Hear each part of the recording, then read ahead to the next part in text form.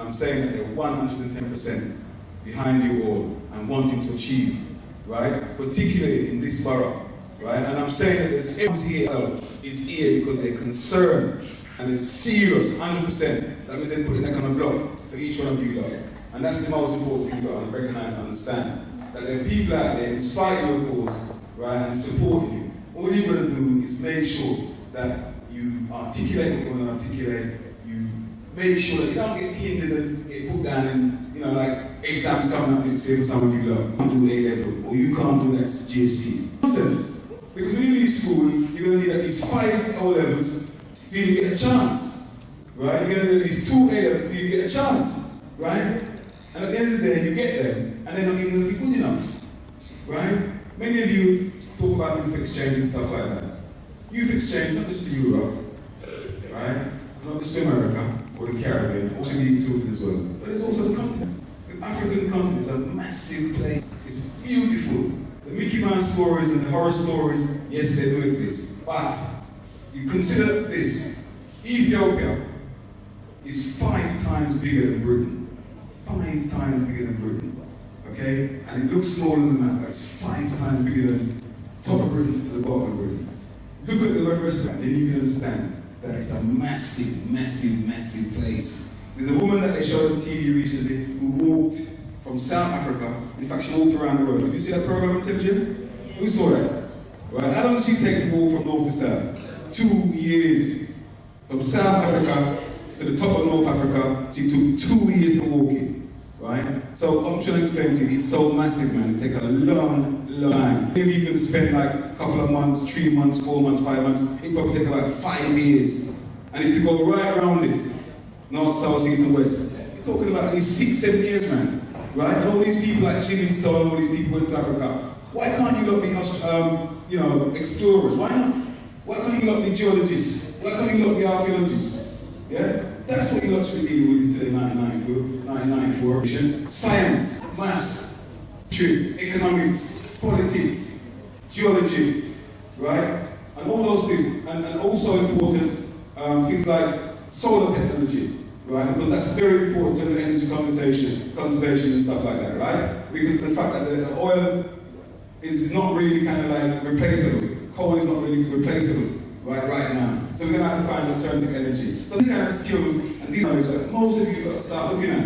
I know most of you are going to think, well, I can't achieve that, but not try, not done. And that's what we've got to try and do. So if anybody want to come down and talk, please be welcome before these panelists come forward, yeah? Another thing that we don't want to talk about sometimes is mental health. Mental health. I don't know about mental health, people say.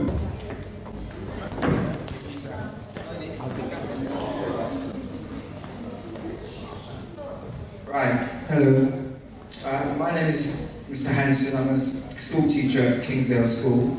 I know quite a few of you here already because I've seen some of you at William Penn and I've seen some of you at Geoffrey Chaucer. But I honour, you know, for me it's been an honour being here to the Black history. The thing I want to talk about basically is school and how everything that, what you've learned from sexual awareness, what you learn in Black history, what you learn in the drama groups, in the dance groups, everything is related. It's all related to education. It's all about education, yeah? Now, if you take a look at all 7 pupils, if you have 50 pupils that join the school,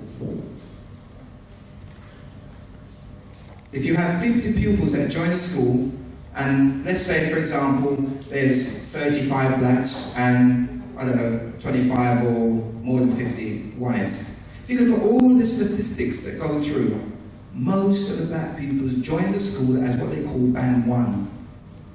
A lot of black pupils join secondary schools, young lady, as Band 1. That means they're amongst the brightest children that join secondary schools. A majority of you, if you go back to your records from year 7, you would have found that you're a Band 1 child. Then we go up to second years and we see the reports start, and the reports start saying satisfactory from teachers. We see the reports start saying disruptive We see the reports start saying, don't behave. We see the reports start saying things like, oh, can work, can do better. Yeah? All these things start going on. Then we get to third years, and you start getting letters at home, serious concerns. You start getting a letter, I'm very concerned about Alicia, or I'm very concerned about so-and-so's lessons. They are not working. You start getting concerned about homework. You don't do your homework start becoming a concern. Then you get to fourth years, and you start hearing who's not going to be entered for exams. Majority are the black children. A majority of the black children are not being entered for exams. Now these are the same children, it's the same people who joined this band 1, some of the brightest. We get to 5th years, and they're still going around. Yes, only about, out of that 50, where 35 were blacks, all band 1s, only about 10, if that, get to take exams. We say to ourselves, what happens? What is it? What went on between year 11 and year 9? What happened? Sorry, year 11. What happened? You know, we look at ourselves and say, well, what happened? And I can tell you some of the things, because there's all different reasons. History, that's one of the reasons, because you're disillusioned by what you've been given. Yeah? That's one aspect. The other aspect is to yourselves. I don't look at the outside. I look at the inside. I look at me. And I think much of us, many of us, not of us, many of you don't look at yourselves, the contribution that you make to your destruction. Because I've seen it day in, day out, year in, year out. And I say to pupils, listen, you've got to take responsibility for yourself. It's all very well from mum and dad. Yeah, that's great. We can take all that. It's all very well getting support from aunties and uncles. But what I say to you is, when your friend says, hey, chuck, you know, I'm going to go to geography now. Come on, we're going to McDonald's. What I say to you is, say, no, I'm going to geography. I may not enjoy what they're teaching, but at the end of the day, that piece of paper will help me move on. And somebody said, come, let's go and have a fag in the toilet. Let's go and smoke a spliff on the corner. You know it happens. You know it happens. What you say, instead of turning around and saying, no, not here, not now, I'll go to my lesson. You say, yeah, I can't. We're a bunch of followers. We must change and become leaders again, like what we were. Now we're just followers. I say to all of you, I say to groups, when I see groups following each other and going to the toilets, I watch them. I see groups walking over to, sides and behind sheds. I see them coming in, walking with their hands, 2 long arms to school.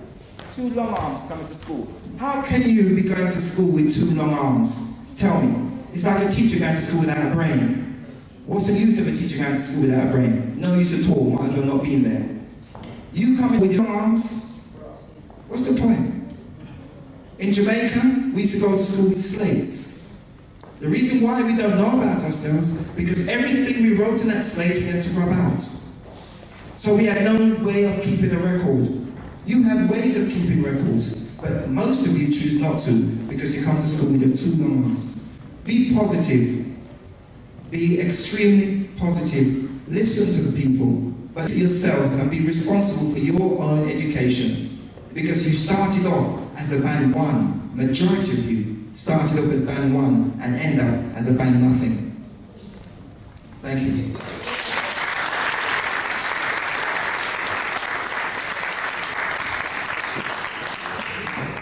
We've got about an hour and a half. What I can say about this part is that, please, it's your time, young people.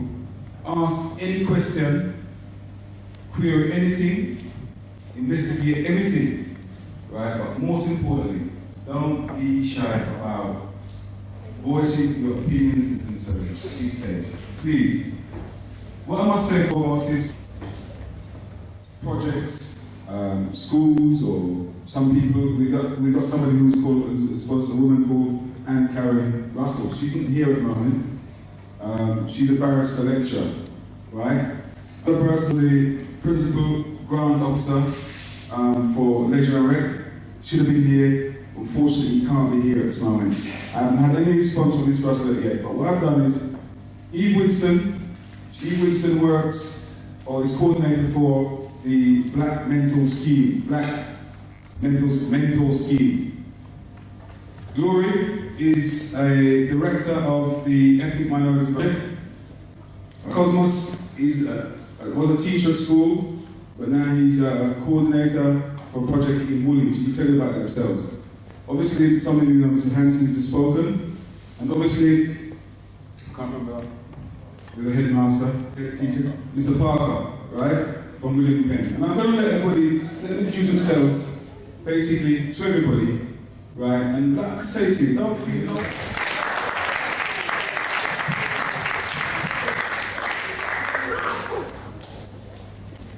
Mr. Parker, I work at William Penn, but also I work on special projects, truant audits, which some of you might know about, okay? But we decided we're not going to call it truant, we're going to call it improving attendance, make it more positive. Everything we try to do it and make it more positive. And this is what we're trying to do with young people. We're trying to make it more positive in everything that you do. Now, when I was growing up, come forward somehow, some way. I decided, get rid of the money. I know it's a lot when you're working and you get money.